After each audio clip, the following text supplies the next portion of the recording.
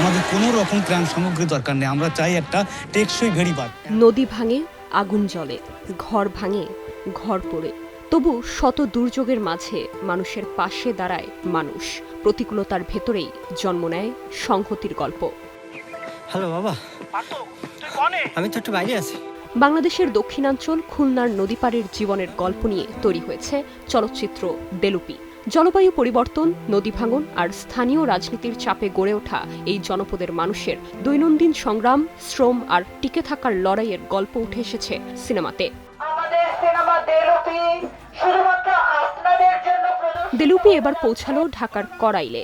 কড়াইলের অগ্নিকাণ্ডে ক্ষতিগ্রস্ত বাসিন্দাদের জন্য বুধবার কড়াইল এরশাদ মাঠে দেলুপির বিশেষ গণপ্রদর্শনীর আয়োজন করা হয়। কড়াইলের নগর কৃষকদের নাগরিক সংগঠন নগর আবাদ এবং সহযোগী সংগঠন পোকা যৌথভাবে এই আয়োজন করে। প্রদর্শনীতে অংশ নেন 1000-এরও বেশি মানুষ।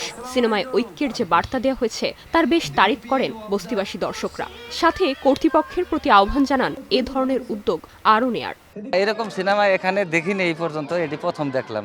সিনেমাটা দেখে অনেক ভালো লাগলো। এই সিনেমাটা বাজারে, মাঠে ঘাটে সব জায়গায় চালানো উচিত, প্রতিটা সিনেমা হলে চালানো উচিত। কড়াইলের আগুনের ঘটনার পর 2 ডিসেম্বর নির্মাতারা ঘোষণা দিয়েছিলেন দেশজুড়ে সিনেমার সব প্রদর্শনী থেকে প্রযোজকের অংশের অর্থ কড়াইলবাসীর কল্যাণে দেয়া হবে। এই প্রতিশ্রুতির অংশ হিসেবেই 17 ডিসেম্বর কড়াইলে ক্ষতিগ্রস্তদের জন্য আরও একটি বিশেষ প্রদর্শনী অনুষ্ঠিত হয়।